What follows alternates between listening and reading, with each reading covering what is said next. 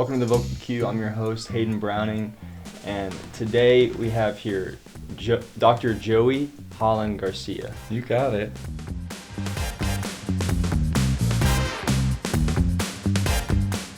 Tell me about the National Association of Teachers of Singing. Yeah, so it's a huge organization. It's actually international, although it says national. They do have international components as well. But that organization is really for people who are involved in teaching singing, whether it be kind of like at a community level or at a university level.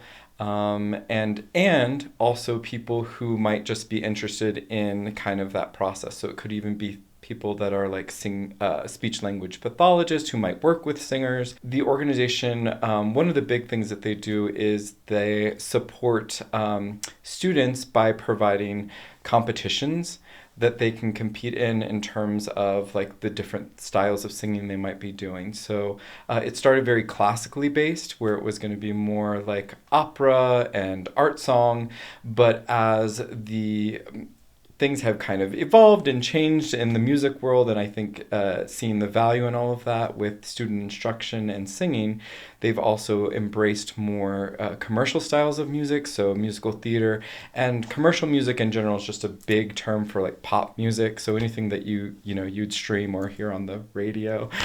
Wow, so maybe even K-pop? Yeah, I mean, Wow. It could really be anything, honestly. Wow. That's crazy. Yeah. And that's kind of how you outreach with the community around Texas Tech as well, not only Sure. Texas Tech. Yeah. You can go anywhere. It's international. Right, yeah, it's like there's definitely a lot of engagement in terms of, how you can meet people and networking because, it is a network of people all over the world. So, yeah, really allows you to kind of be able to see different things in different places and have a community. Wow, that's so cool. To be part of an organization. Speaking of internationally, tell me about your study abroad. Yeah, okay.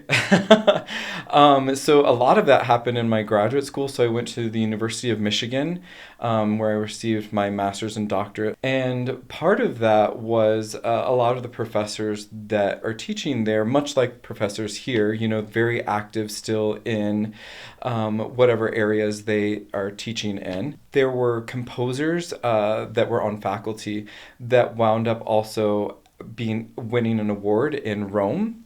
They won the Rome Prize for Music, and they needed singers to actually premiere their works. So I wound up auditioning for this composer and got selected to be able to go and sing abroad. And yeah, it was a lot of fun. Such an honor. Wow. Yeah, a lot of fun. What would you rate that as your top 3 experiences? Yeah, I would definitely be up there because I think that was the first time that I was out of the country. And to go to Italy and to Rome. I don't know if you've ever been to Rome. But I sure do want to at some Yeah, point. it should definitely be on your bucket list of things to do. It's a beautiful city. What I love about it is just you kind of have that mixture of old and new, all of the wonderful history that is just still in existence there in Rome, but also, all of the current and modern that comes along with how we live today. So it's just a really beautiful mix of the two. That's a huge opera area for sure. Yeah, right? absolutely. I think that was all part of, the experience of being able to kind of see where a lot of this, especially Italian music, opera, coming about and kind of being like right where all of that was happening, That's incredible. a long time ago. Well, I mean, who knows? Maybe you might get to go back. Yeah, never know. hopefully. Yeah, I have not traveled internationally since then. I know, and I would love to again. Well, I think you should, especially like maybe it'd be a cool opportunity for some of your students to go and experience something similar to that. Right, and I know that one of the unique things about my position is that I'm actually working between 2 schools within the College of Visual and Performing Arts. So I am a School of Music faculty member, but my teaching is all in the School of Theater and Dance, which is very unique. That is very interesting. Yeah, so I really bridge kind of between those two schools. And one of the things that is really great about that is that I can kind of sit on both sides and kind of have experiences from both areas. And the School of Music actually does have a program that they have in Italy for voice. So maybe that might be an opportunity. And again, students to participate in that as well. Opportunities arise. Yeah, absolutely. What are some of the ways that you go about teaching your students? That is a wonderful question. So for me, my teaching philosophy, I think, really boils down to wanting to meet people where they are. So what I do, because of the nature of voice and working with the voice, it's all individual instruction. So it's one-on-one. Students see me weekly for 1 hour. It's really focusing on finding where they're at currently and setting up a plan for them of goals that they want to meet by the time, either the end of the semester, and certainly kind of looking ahead toward the future of when they graduate. Gotcha. So a lot of it is just individual planning, and along with that, learning certain technical skills, but then also learning certain amount of repertoire so that they have a great exposure to different types of music that they're going to be singing throughout their career. Wow. Yeah. So it's very personal. Yes, absolutely. And I really like the one-on-one instruction. I think, the other part of it too is I think, yes, it's important to teach content, but I think the bigger part of that is that we're also, learning to be good human beings, and what does that look like? I think that's a huge part of my teaching of yes, I want you to be a great singer, but I also want you to be able to understand, how can we be a good person out of this as well? What kinds of things and skills, right, do we learn to help us be good people as we're going through our education? What does that look like? What kinds of things do we need to do to be professionals? All of that I think is a big part of education, and we can't kind of I can't agree lose with you some more. of that. I can't agree with you more. Yeah. My dad told me 2 things. It's 1, be a good person. Mm-hmm. 2, find something that you love to do for the rest of your life. Yeah, absolutely. And from the little that we were talking about before, it sounds like you're on that path, which is really great. I appreciate That's that. super exciting. I really appreciate and that. this is a part of it too, right? This is something we're I love. here doing it. Yeah. Exactly. I get to speak with incredible people such as Mhm. yourself, and I get to talk about things that they love, and that just makes me feel like I'm accomplishing something. Right. Definitely. You said that you were a tenor? I am. That's a great vocal range. So I like to think so. So, of the male vocal ranges, it's the higher end of things, I think it would be equivalent to when female voices, sopranos, the tenors and sopranos always seem to have the fancy flashy music. So I think that's kind of great. But I also try to embrace all parts of my voice as well, so being able to sing high is one thing. I guess everybody wants to sing high. I don't know. Do you sing at all? I do. Yeah, really? I play guitar, and No way. I love to sing. I that's like great. to think I have a high voice for a guy. Yeah. Were you in choir or anything when you were in school? Nothing. I used to, take showers. I'm a shower singer. Yeah, that's a best place to sing. I love it. Yeah, and why is it the best place to sing? It's just the sound dynamics. The acoustic environment. Yeah. Oh my gosh, it doesn't get better than that. That and bathrooms. Bathrooms, and then parking garages. Yes. Yeah. And you see so many videos about people singing in those places too. Oh, stairwells as well. Yes, stairwells. It's another great place. I love that. Yeah. So you taught yourself guitar? Well? I've only been playing for about a year. My Okay. brother, he's been playing for 5 or 6. He's younger than me, but I always tell my brother, I learn a lot from my younger brother. So Okay. he's not really my younger brother. Sure. Yeah. He's my best friend. Oh, that's very sweet. That's really sweet. Did you learn from YouTube videos or?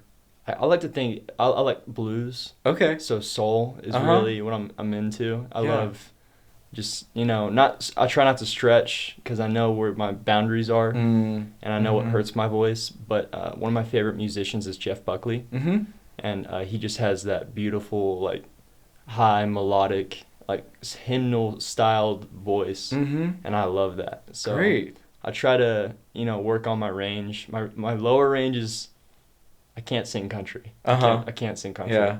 But I can sing, you know, Jeff Buckley, and I'm a huge fan of Queen. Yeah. Yeah. Great. That's awesome. I'm always amazed by like people who like pick up on those things on their own. So you must have a pretty good ear then. I like to think so. I Yeah. like to think I have an ear. I'm definitely with guitar, you know, I get to explore more of my ear because the notes and then the chords, and then I really enjoy guitar because it's such a hard instrument. It's not easy. Yeah. It's right there with piano, I think. Right. And then drums are extremely difficult as well. Yeah. Rhythm. Rhythm. Gotta have rhythm. Yeah. Gosh. Well, that's great. Well, if you ever want any like advice or just be like, hey, can you listen to this? I'm right here in the building. I will. You're most always welcome to definitely. stop by. I always tell students, you know, like that's what office hours are for, you know, just to kind of be able to come in and say hello, grab a piece of candy, ask a question, you know, or just to check in with things like that. I think that's really important too. You know, we're not just serving our specific students. We really are here for everybody. So that sounds Wow. like a great interest. But yeah, if you're ever interested, I love to. come I most by. I think definitely- that's really exciting. Whenever I come out with songs, I'll be like, hey, what do you think about this? Yeah, so you write your own stuff. I do. That's great. That is really incredible. I just sit there and I like to struggle, you know, like if it sounds bad, I go, I don't say, well, that was just bad. I say, maybe that part isn't good there. You know, like maybe that's made for a different song, or maybe Yeah. that can be used differently in a different aspect, just to change how it's constructed in order to fit. You know, it's like a big puzzle. Mm-hmm. I think that's For sure. really cool. Yeah, for Yeah. sure. Well, maybe you'll write your own score when you do your film as well. I'd love to. Who knows, I'd right? love to. Well, audio Yeah. is 60% of movies. Yeah, absolutely. So like that's huge. Audio, and then like singing. I'm a big Celine Dion fan. Shut up. I love Celine Dion.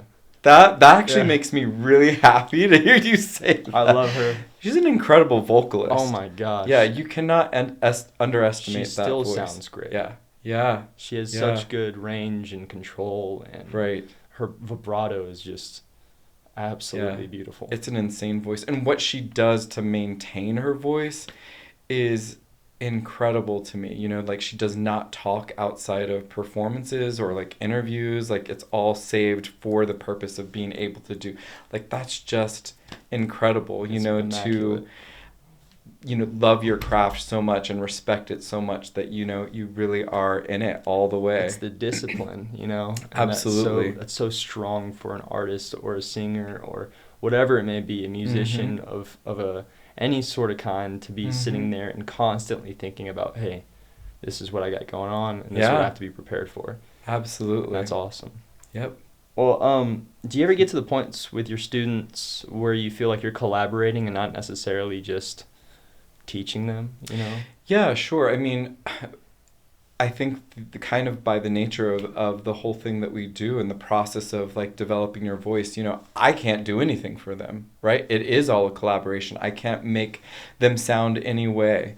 It is their instruments, their voice. I can't do anything to manipulate it. You know, I can help guide them. That's really, I guess, kind of getting back to that idea of teaching is like, you know, I really see myself as a guide of like, okay, I have ideas of how this works, and I understand, you know, that we all have the same anatomy and vocal mechanism, but how you experience it, how you relate to it, that is very personal, that is very individual. So, you know, really helping them to understand their voice and get them to where they want to be. Wow. Yeah. So you really focus on, hey, not everyone is going to have the same voice. You Right. know? Well, that's what makes you unique, right? And special. That's why the people that are out there making millions of dollars as performing artists do it, because they're not all just like a manufactured voice. They don't all have the same sound. Wow. Yeah.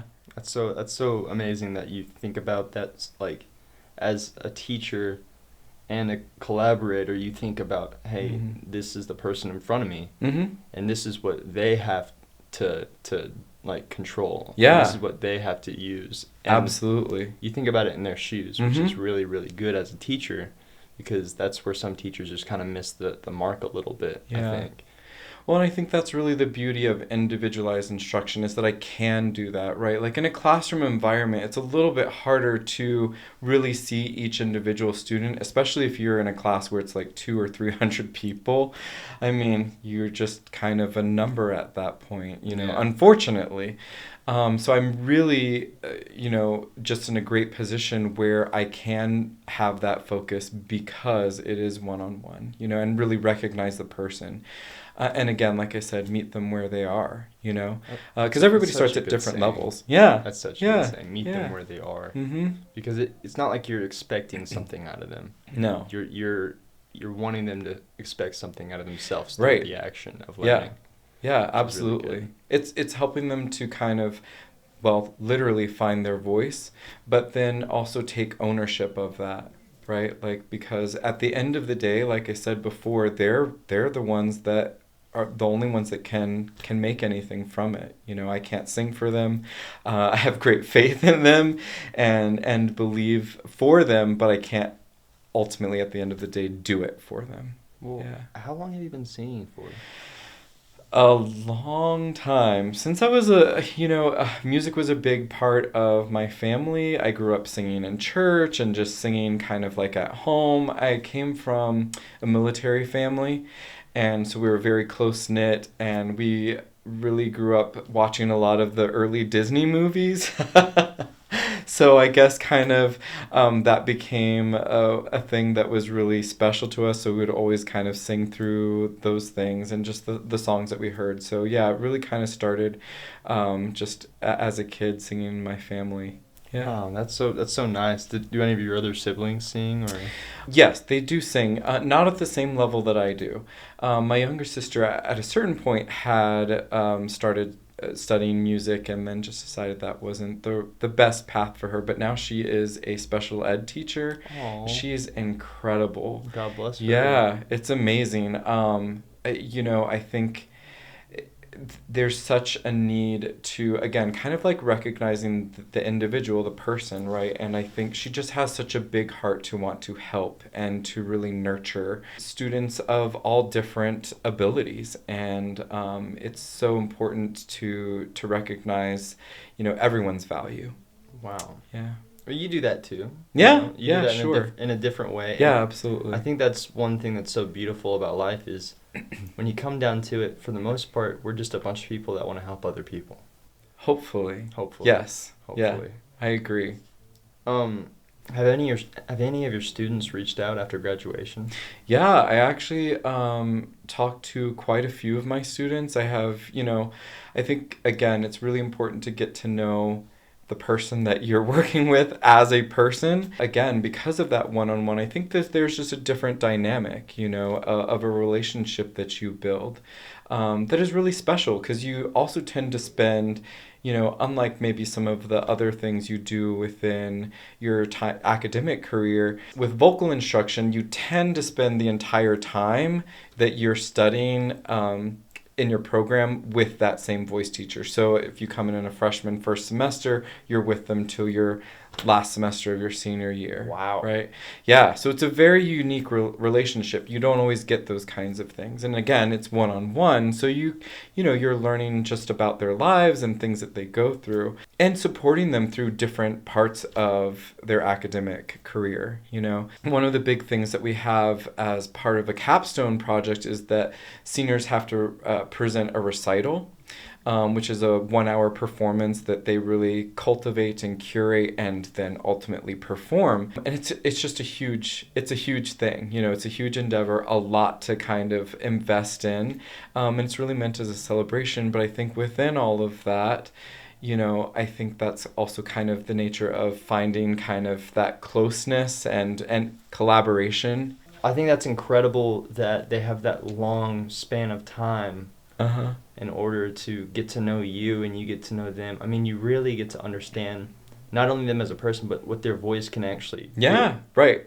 Yeah, and seeing it grow and change over time is really incredible. I think that's really important because we never stop learning, right? Like, and I love being able to see where students are from when they leave to where they are currently, and seeing how they grow. So I've had several students in the past that I just keep in touch with and just kind of recognize, and, it may not always be like texting or a phone call, but just following up with them through social media, which is great, to be able to see that. I have several students who have done really well just in the different types of music that they're involved in professionally. So, well, what are your top favorite 5 genres of music to sing? Oh my gosh. Well, I love musical theater, which is one of the reasons why I'm here, to teach musical theater voice. I really do love and appreciate classical music as well. It's super hard. And challenging, which I think is part of why I love it so much. Actually, speaking of, this is kind of blowing my mind. Have you listened to the new Beyonce album? No, I heard it was really good. It is very good. Have you listened to the new Beyonce? I know she's probably talking behind the camera. But one of my colleagues actually mentioned to me yesterday, he was like, oh my gosh, did you listen to the new album?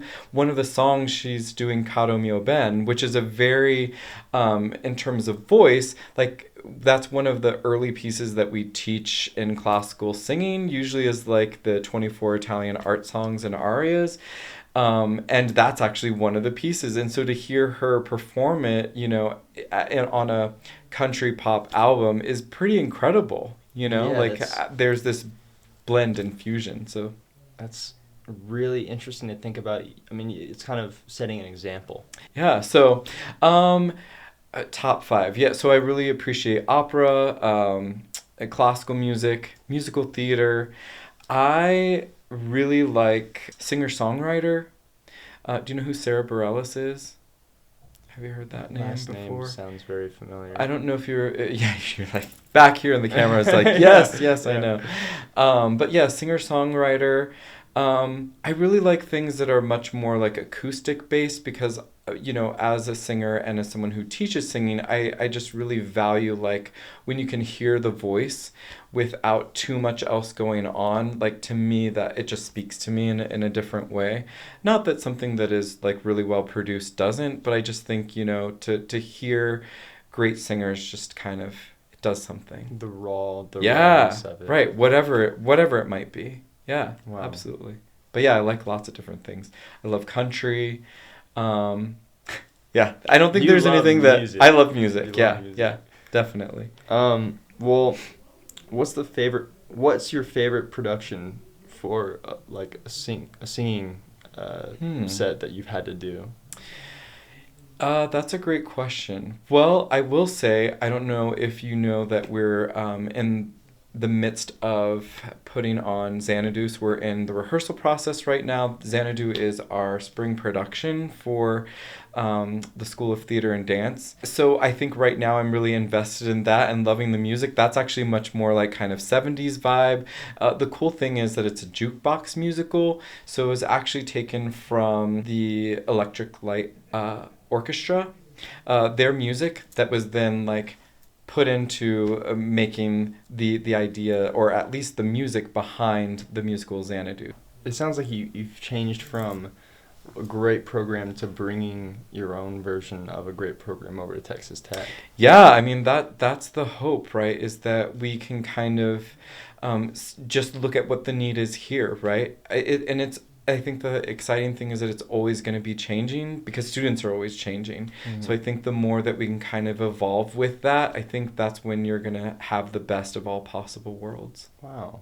Well, thank you for choosing Texas Tech. Yeah, I'm happy to be here. How was your time working under Martin Katz?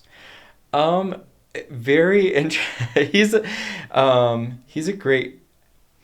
is a great collaborator.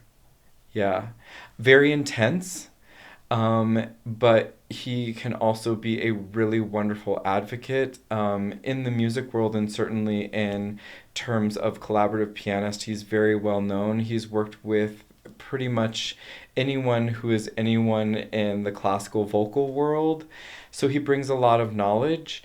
And I think because he's worked at such a high level, he really just demands that of everyone that he's working with, regardless if you're an undergraduate student or a graduate student or, working at a professional level already.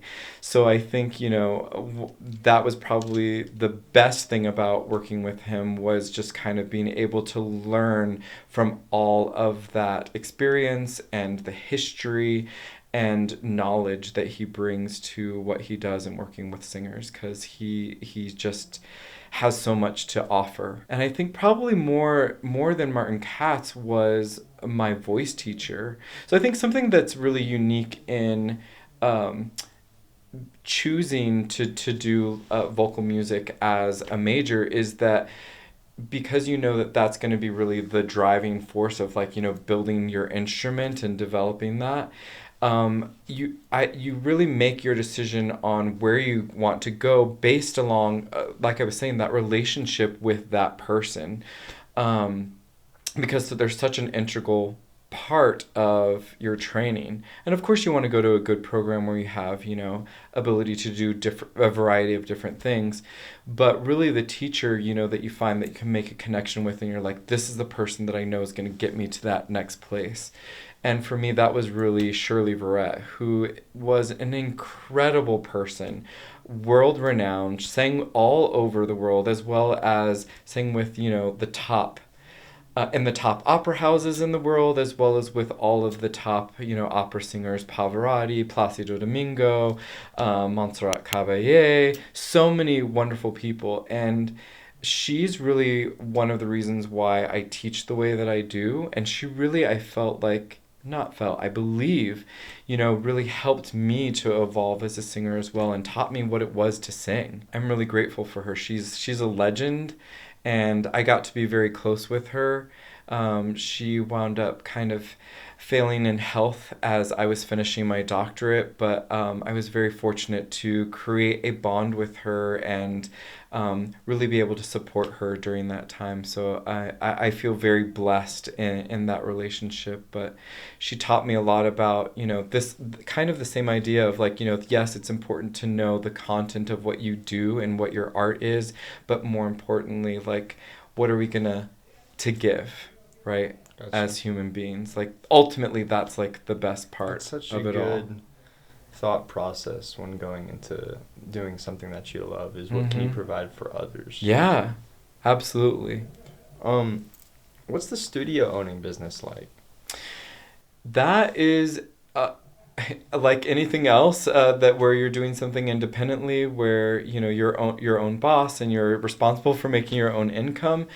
It's a lot of fun, but it's also a lot of work. I have always taught independently. Even when I was an undergrad, I kind of started, having a private studio. And throughout my time, I've always maintained some kind of... Actually, right now, I don't have much of a private studio, which is really kind of sad. I really enjoy that aspect of it. It's so much different than, the everyday teaching here, because, we have specific goals that they need to meet. Obviously, they're going to get a grade for what they're doing. We want to make sure, all of these expectations are being met. So there's just maybe a little bit more freedom in that. And sometimes that allows for a little bit more to come out in the process, because there's not such a heavy demand for certain things. It's interesting to think about that you do all of this, but it's all for the effort of just watching other people grow. Mm-hmm. And is that rewarding? Absolutely. Yeah. It really is.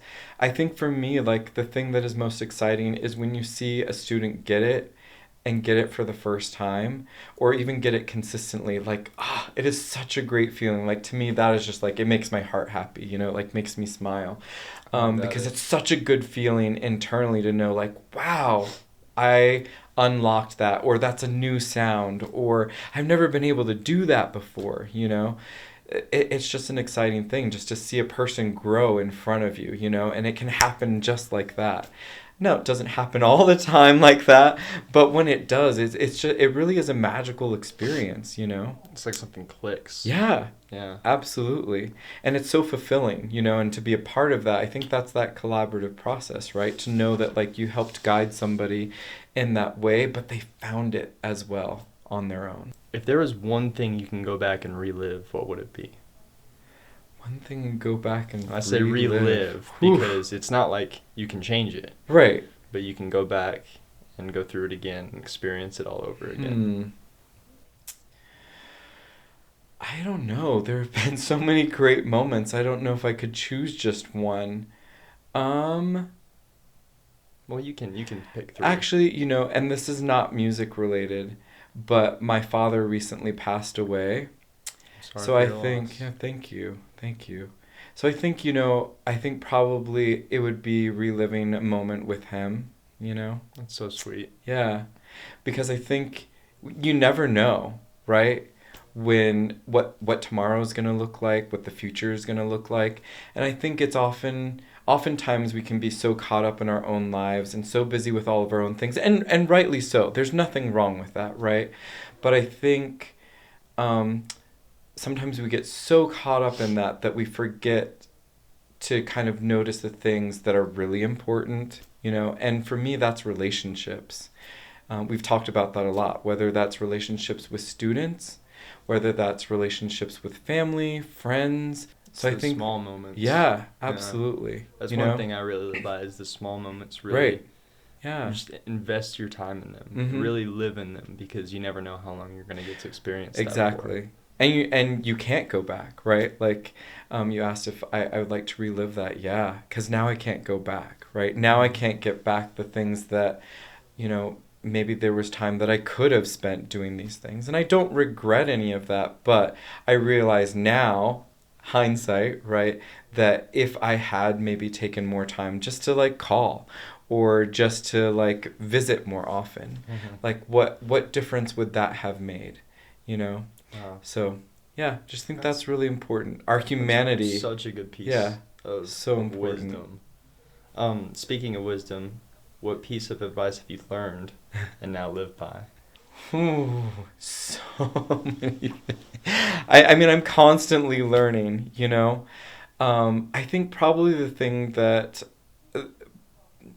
some biggies for me are I've learned to say no.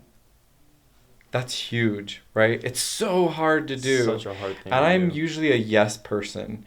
But I think the big thing about learning to say no is that you learn to love and respect yourself within that, Because I think it's so easy. I'm a very generous person. I constantly want to give myself away, like, again, to my students, like I'm so invested in them, to, the relationships that I have. But I think at a certain point, if you give too much of yourself, then, you don't have opportunity to fill yourself up, right? And you definitely need that. Yeah, it's so important. You have to take care of yourself. So I guess, another part of that, a therapist, one of the things that they would say to me is like, you have to, when you're on an airplane and they're like, if you, in the case of an emergency, make sure you put your oxygen mask on first before assisting anybody else. And it's the same kind of thing as like understanding how important self-care is, because if you can't take care of yourself, it's so much harder to take care of others. Oh, wow. Right? So I think that's huge too. It's like, oh wow, yes, I need to invest in myself. I need to stop and say, it's really important that I check in with myself and be like, am I doing the things that I need to do for myself in this moment? Am I eating? Am I sleeping? It can even be basic. Am I like giving myself time to just recharge, or fulfill myself? Am I playing my music? Am I doing whatever it might be? Right? That's so important to be able to then like really do the thing that you want to do, and I think oftentimes we're just so pushing forward that we forget that part. It's such good information, because sometimes people, all they want to do is help people. Right. They forget that they don't look in the mirror and they realize they need to help themselves. Yeah. Before they can help that other person. Great. Yeah, absolutely. Yeah, and it's good to help people, but you can only do that for so long while running on empty. Also, right? while sacrificing yourself at the same point. Right. Absolutely. Yeah. Wow, that's such great information. Yeah, thank you. I appreciate that. It's not any of my own. I stole that from other people, that's Hey, probably the greatest advice, right? What Like humans is do. beg, borrow, steal. That's what you should do. Is like, those nuggets of things that really stick with you, carry them on. That's such glad great that I could share information. that. I'm glad that you could share that because, I mean, as humans, we are, we're collecting information from other people and we're just digesting that and we're helping other people by sending that information. That's all communication really is. Yeah, that's teaching. Really? Yeah, isn't it? I guess so. Like we're taking our own experiences, the information that we have, and then sharing it with other people. That's yeah. Teaching looks like so many different things, right? So much different in my head right now. I'm teaching crazy. you right now, You right? are. Like, and we're just having a conversation. I think that's the great thing about teaching is it can look so many different ways. Yeah, it doesn't have to be in a classroom. What about teaching students do you love most? I think it just keeps coming back for me, the idea of relationship, right? Like building something with them, that collaboration piece of like, okay, we are in it together. We have ideas of where we want to go and then seeing how far we can get with it. So, I just love the process of teaching. For me, it's like a puzzle. And figuring out where all of those pieces are, and then like how do we start to kind of fill in the picture.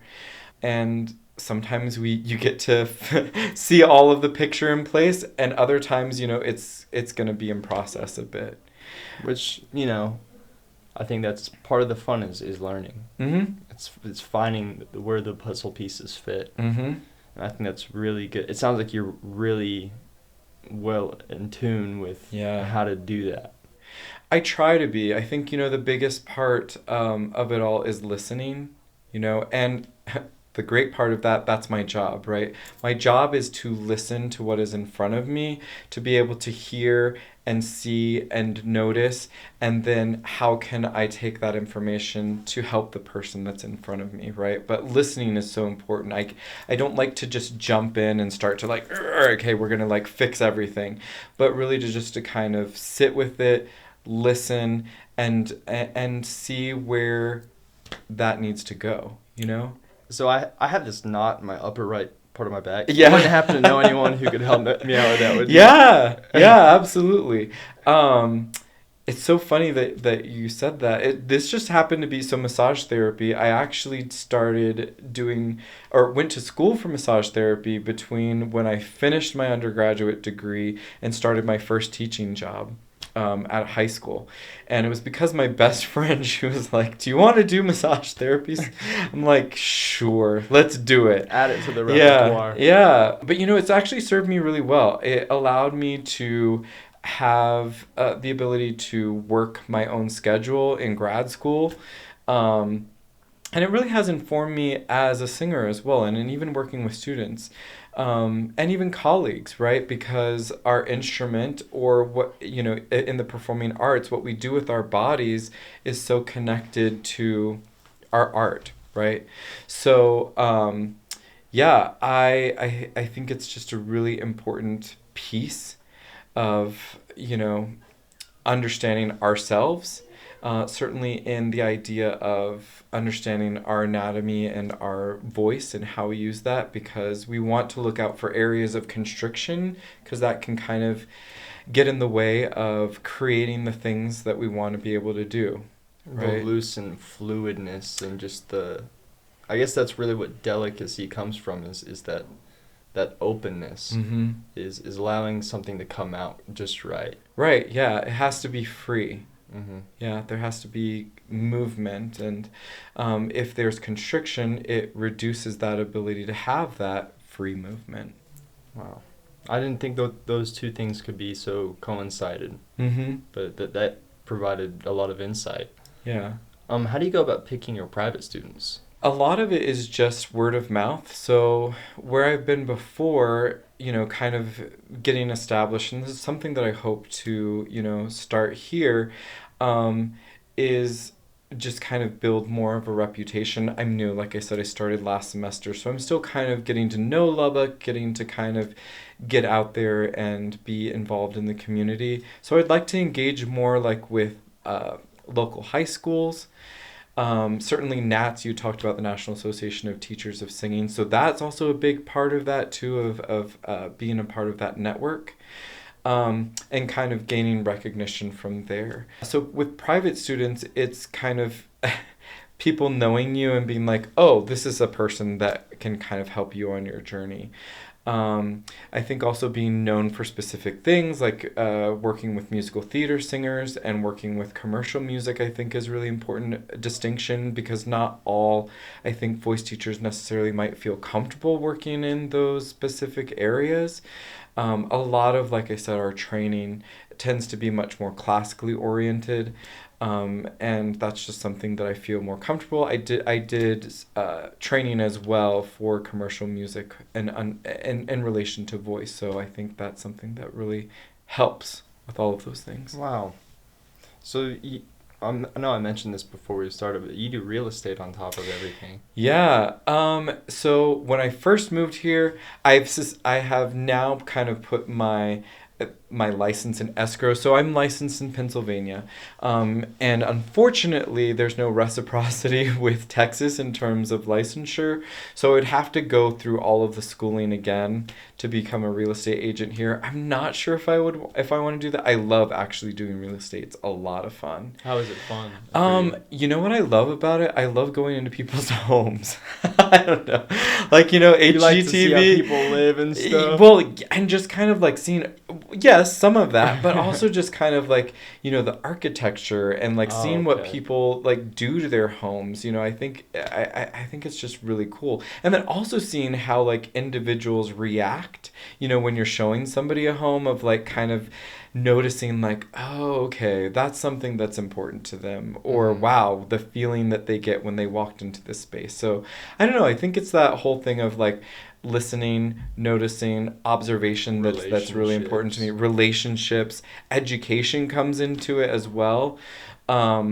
So yeah, I think it just has all of the components that make me excited as a human being of things that I want to do with my life.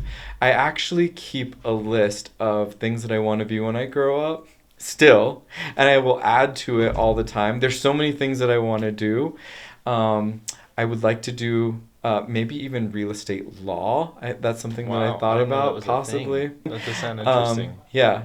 It does sound interesting. I don't know. I kind of have that same little list of things I want to do. I think I will always do something that kind of has that education component. I think I'm just naturally a person who likes to teach and who really kind of, I get fed by that. So I think that's always usually going to be a component of things. I've also thought about being like, I've wanted to be a personal shopper.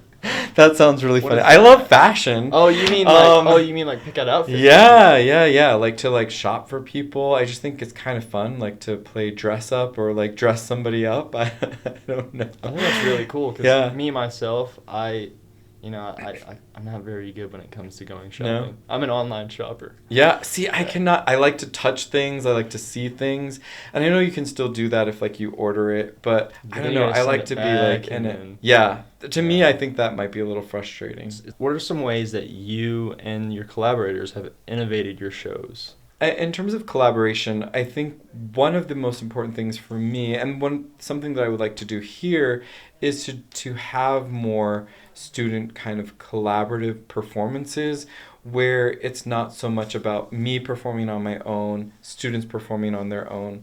But I think some of the best projects that I have done in the past have been where really combining those two. And I think it's just really important that, there's so much that you can learn from an experience of working not only like with somebody who is at a professional level, but also like learning from your students too. There's so much that I don't know.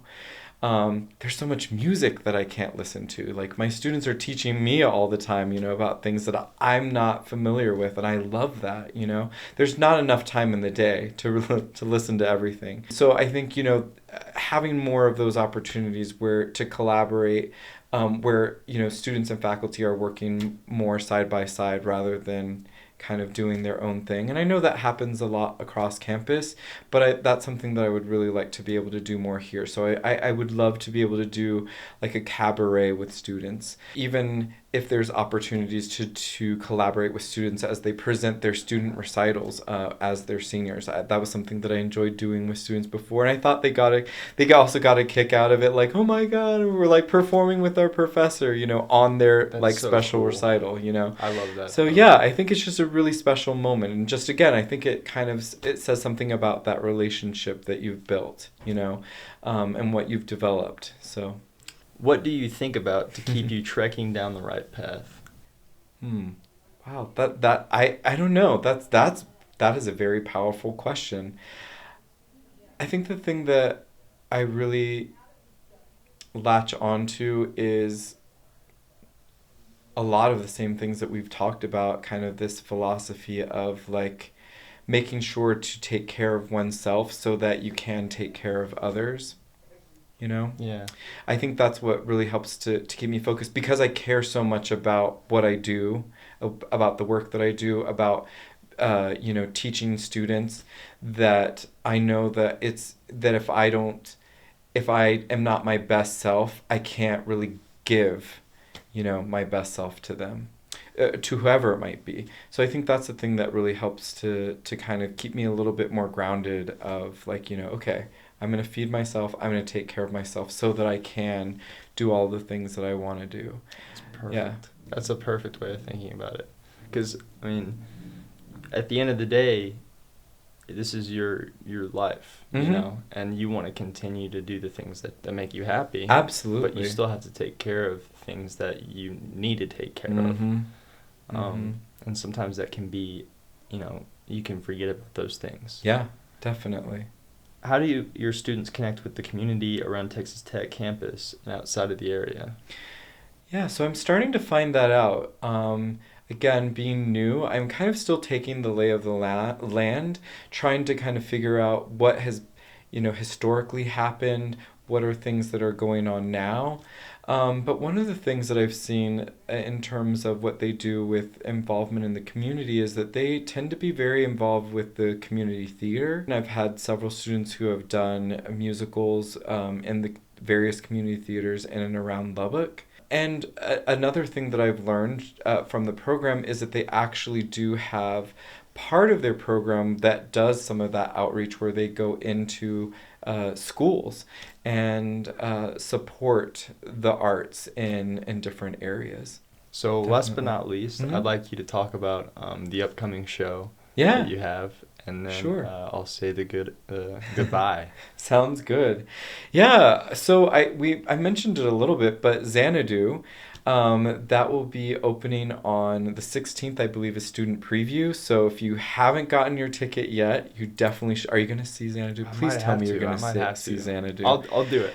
It has like all, I mean, okay, so I don't know if you're into 70s music. Love 70s. Great. Yeah. Perfect. So it's a lot of that. I mean, I just think it is a fun time. It's kind of camp. There's definitely comedy. It's a little bit rom-com. There's definitely serious moments. There's roller skating. I mean, like, what more could you, dancing, like singing. Everything. Yeah, it's epic, right? But I think the thing that it is really exciting is that, what art should provide is an escape, right? From the things that all of the things that we've been talking about right now. And it's a way that you can kind of feed yourself, right?